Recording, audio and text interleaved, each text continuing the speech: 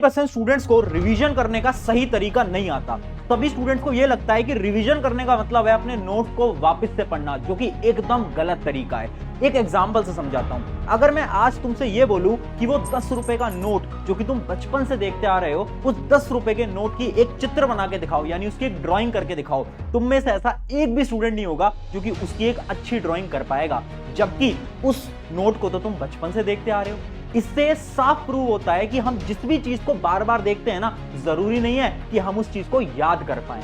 आज ना मैं तुम्हें रिवीजन करने के कुछ ऐसे साइंटिफिक और वैदिक तरीके बताने वाला हूं, जिनकी मदद से तुम किसी भी चीज को एक बार पढ़ोगे और डायरेक्टली वो तुम्हारी लॉन्ग टर्म मेमोरी के अंदर स्टोर हो सकता है। पाँव को उस काली मिर्ची पर रखिए। पढ़ाई में मन नहीं लगता, पढ़ने के पहले बैठो। जैसे इस पेट में हजम करते हो, ऐसे ये भी तो पेट है, यहाँ भी हजम करना पड़ता है।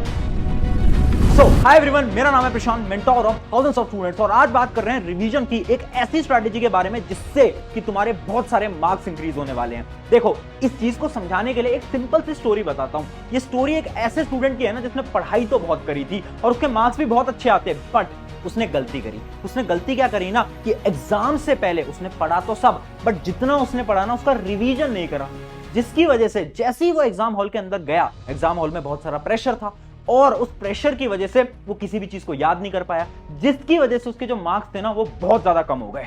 उस स्टूडेंट से मैंने बाद में बात करी और मैंने उससे पूछा कि यार रिवीजन का इतना टाइम था, फिर भी तूने आखिर रिवीजन क्यों नहीं करा? तो उसने पता क्या बताया? उसने बताई 3 प्रॉब्लम्स, और ये 3 प्रॉब्लम्स तुम्हारी भी हो सकती हैं। रिवीजन करते टाइम सबसे बड़ी जो प्रॉब्लम आती है ना, वो आती है कि टाइम ही नहीं है। बहुत सारे ऐसे स्टूडेंट्स हैं जो कि ये बोलते हैं सिलेबस ही खत्म नहीं हो पा रहा है, रिवीजन करने का टाइम कहां निकल पाएगा? तो मैंने उस स्टूडेंट को बोला, देख आज स्टूडेंट टाइम निकाल के दिखाता हूं। दूसरी प्रॉब्लम कि भैया नींद भी बहुत ज्यादा आती है, कि जैसे रिवीजन करने जाते हैं पता नहीं क्या होने लगता है। वैसे तो पूरे दिन भर नींद नहीं आ रही है, पर रिवाइज करते टाइम अजीब सी नींद आने लगती है ना, और मन करता है कि अभी तो जाकर सो जाते हैं। और तीसरी सबसे बड़ी प्रॉब्लम, रिवीजन करने का तरीका। उस स्टूडेंट को यही नहीं पता था कि रिवीजन नोट्स को वापस पढ़ने से नहीं होता, रिवीजन करने का एक पूरा प्रोसेस होता है। अब तुम मुझे बताओ, क्या इन तीनों प्रॉब्लम को तुम भी फेस करते हो? अगर करते हो तो कमेंट के अंदर एक बार यस लिख देना, अगर नहीं करते तो कमेंट के अंदर नो लिख देना। अगर तुम्हारी इनमें से एक भी प्रॉब्लम है ना, तो आज उसके सॉल्यूशन मिलने वाले हैं। एक एक करके सारी प्रॉब्लम को डिस्कस करते हैं। सबसे पहले तुम्हारी सबसे बड़ी जो प्रॉब्लम है ना कि रिवीजन करते टाइम नींद बहुत आती है, रिवीजन तो बहुत ज्यादा बोरिंग है, तो इसके लिए एक हैक देता हूं। 3 प्रकार के अपने हैक हैं, जिसके अंदर सबसे पहला आपका हैक है द वैदिक हैक। वैदिक साइंस क्या बोलती है, ध्यान से समझने की कोशिश करना। बहुत साल पहले जब वेद लिखे गए थे ना, उस टाइम की जो शिक्षा थी ना, जो स्टडीज होती थी, वो बहुत डिफरेंट होती थी। वहां पर एक कॉन्सेप्ट को यूज किया जाता था और उस कॉन्सेप्ट का नाम था श्रुति और स्मृति। इस कॉन्सेप्ट से आपको यह पता चलता था ना कि जब भी किसी को भी नींद आ रही है ना पढ़ते समय, तो उसे बस 2 स्टेप को फॉलो करना है। पहला स्टेप क्या है? जोर जोर से पढ़ो, लाउड बोल बोल के पढ़ो। और दूसरा स्टेप है विजुलाइज करके पढ़ो, इमेजिन करके पढ़ो। समझ नहीं आया? एकदम डिटेल में समझाता हूं। इमेजिन करो तुम्हें बहुत ज्यादा नींद आ रही है रिवाइज करते समय, तो तुम्हें क्या करना है? खड़े हो जाना है अपनी चेयर कुर्सी से, और तुम्हें क्या करना है? तुम्हें घूमने लगना है, तुम्हें वॉक करने लगना है। और वॉक करते करते जो भी तुम पढ़ रहे हो, जो भी तुम रिवाइज कर रहे हो ना, उसको थोड़ा तेज बोल बोल के पढ़ो, लाउडली बोलो। जितना तुम लाउडली बोलोगे ना, उससे क्या होगा? तुम्हारी जो नींद है वो भागने लगेगी। दूसरा स्टेप तुम्हें क्या फॉलो करना है? दूसरा स्टेप होता है चीजों को विजुलाइज करना। जो भी तुम पढ़ रहे हो ना, उसकी इमेज बनाना स्टार्ट करो, सोचना, इमेजिन करना स्टार्ट करो कि अच्छा ये है, ये हुआ था। किसी भी सब्जेक्ट के लिए तुम कर सकते हो। विजुअलाइजेशन जो होता है वो बहुत इंपॉर्टेंट होता है, उससे आपकी नींद ऑटोमेटिकली भागने लगती है। और अब शॉकिंग तुम्हें एक फैक्ट बताता हूं कि साइंस में कुछ समय पहले एक रिसर्च करी गई और उस रिसर्च ने बताया ये जो कॉन्सेप्ट होता है ना श्रुति और स्मृति का, वो एकदम साइंटिफिकली प्रूवन कॉन्सेप्ट है। क्योंकि आपका जो ब्रेन है ना, वो कैसे वर्क करता है, जब भी आप तेज तेज लाउडली बोल के पढ़ते हो ना, तो ऑटोमेटिकली आपकी नींद जो है वो भागने लगती है। तो यानी ये जो कॉन्सेप्ट है वो भी साइंटिफिकली प्रूवन है, आप ट्राई कर सकते हो अगर आपको रिवाइज करते समय बहुत ज्यादा नींद आती है तो। अब सेकंड स्टेप की तरफ बढ़ते हैं। अगला स्टेप क्या है? अगले स्टेप का नाम है ऑडियो टेक्निक। देखो, एक ना रिसर्च कंडक्ट करी गई थी और उस रिसर्च से हमें यह पता चला कि एक इंसान अगर किसी भी चीज को अपनी आवाज के अंदर सुनेगा ना, तो उसे वो चीज 50% से ज्यादा याद रहेगी। यानी इमेजिन करो मुझे एक साइंस का कॉन्सेप्ट पढ़ना है, उस कॉन्सेप्ट को अगर मुझे कोई और समझाएगा ना, तो शायद वो कॉन्सेप्ट मैं भूल सकता हूं, बट अगर उस कॉन्सेप्ट को मैं अपनी आवाज में खुद को समझाऊंगा ना, तो उस कॉन्सेप्ट को मैं कभी नहीं भूल पाऊंगा। बहुत शॉकिंग रिसर्च है, बट आखिर तुम्हारे कैसे काम आएगी? तुम्हारे भी ये रिसर्च काम आ सकती है by the help of audio technique. यानी अब से तुम्हें क्या करना है, स्पेशली वो जो तुम्हारे थ्योरी वाले सब्जेक्ट होते हैं ना, जिसमें बहुत सारी चीजें होती हैं और तुम्हें कुछ भी याद नहीं रहता, उसके लिए तुम एक हैक को फॉलो करो। हमेशा जब भी पढ़ रहे हो ना, तो एक मोबाइल फोन लेके बैठो, रिकॉर्डिंग को ऑन करो और जो भी तुम बोल रहे हो ना उसको रिकॉर्ड कर लो। एक बार में अपने पूरे चैप्टर को रिकॉर्ड कर लो। अब एग्जाम की रात से पहले तुम्हें क्या करना है, ईयरफोन लगाने हैं और अपनी ही रिकॉर्डिंग को सुन लेना है। जब तुम अपनी आवाज के अंदर सारे कॉन्सेप्ट को सुनोगे ना, तो ऑटोमेटिकली सारी चीजें रिवाइज हो जाएंगी और तुम्हें उसके लिए कुछ मेहनत भी नहीं करनी पड़ेगी। है ना बहुत शानदार टेक्निक, ये भी साइंटिफिकली प्रूवन है, जाकर ट्राई करना, इससे बहुत मदद होगी। और अब तीसरा और one of the most important step जो कि है टीच अदर। देखो ये एक ऐसा कॉमन स्टेप है ना जो कि मैं बोलता हूं 101% वर्किंग है। इसके ऊपर भी एक स्टडी की गई थी, उस स्टडी से ये पता चला, बेसिकली उस स्टडी के अंदर क्या किया गया था, 2 प्रकार के स्टूडेंट को लिया गया। एक स्टूडेंट को ये बोला गया कि तू ना रिवीजन के पुराने तरीकों को फॉलो कर, यानी तू किताबों को वापस से पढ़, नोट्स बना, ये सब कर।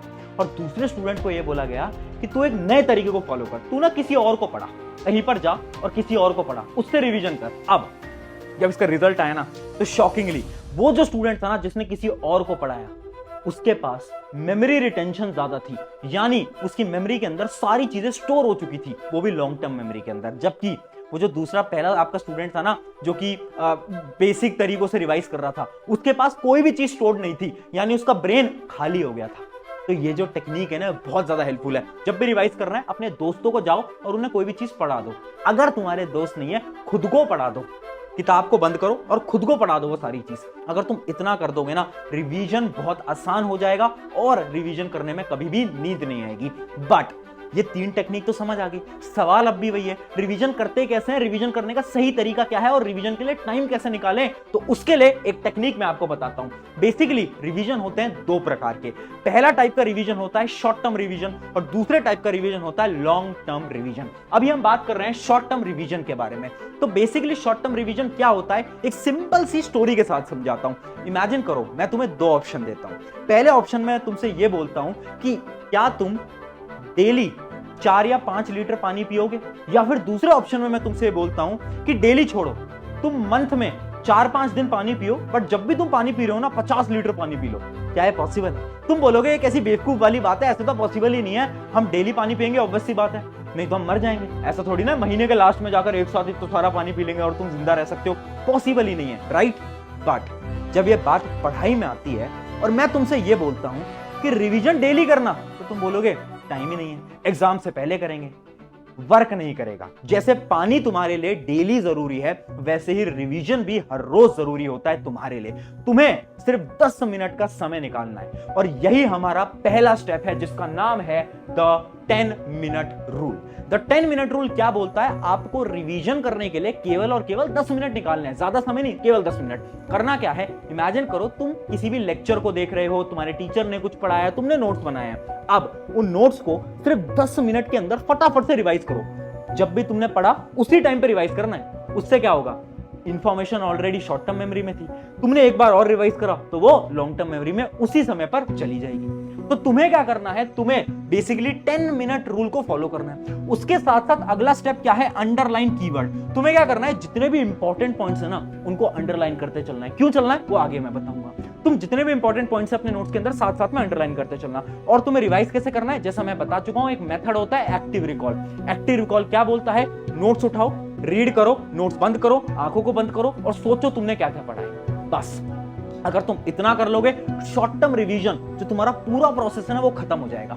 इस रिवीजन से आपकी क्या मदद हुई, आपको डेली का काम एक तो आपने डेली रिवाइज कर लिया और आपकी शॉर्ट टर्म मेमोरी से लॉन्ग टर्म मेमोरी के अंदर सारी की सारी इंफॉर्मेशन प्रोसेस हो गई है। बट इसमें कमिटमेंट तुम्हें देनी पड़ेगी कि ये काम तुम्हें हर रोज करना पड़ेगा। ऐसा पॉसिबल नहीं है कि तुम सोच रहे हो एग्जाम से एक रात पहले सारी चीजों को वापस से रिवाइज करो, नहीं, तुम्हें हर रोज बस 10 मिनट देने हैं। अगर ये 10 मिनट दे दिए ना, मैं सच बता रहा हूं एग्जाम के अंदर नंबर बहुत अच्छे आ जाएंगे, ट्रस्ट मी, करना है इसको, ठीक है? ये हो गया शॉर्ट टर्म रिवीजन। अब लॉन्ग टर्म रिवीजन क्या होता है और लॉन्ग टर्म रिवीजन करना कब होता है, तो बेसिकली ये लॉन्ग टर्म रिवीजन हमें करना होता है हमारे एग्जाम से पहले। डेली हम शॉर्ट टर्म रिवीजन तो करते आ रहे हैं, बट इमेजिन करो अब कल तुम्हारा एग्जाम है, अब तुम्हें पूरे चैप्टर्स को क्या करना है, वापस से रिवाइज करना है। तो आखिर वो लॉन्ग टर्म रिवीजन तुम करोगे कैसे, उसके भी कुछ स्टेप्स होते हैं और वो जो स्टेप्स हैं वो बड़े इंपॉर्टेंट है। बेसिकली मैं तुम्हें ना एक ऐसा टॉपर का प्लान दिखाने वाला हूं ना जो कि टॉपर रिवील नहीं करते, बट मैं तुम्हारे लिए रिवील करके लाया हूं, जिसके अंदर आपका पहला स्टेप क्या होता है, मेक अ डेडलाइन। देखो इमेजिन करो मेरा एग्जाम है कल या परसों में,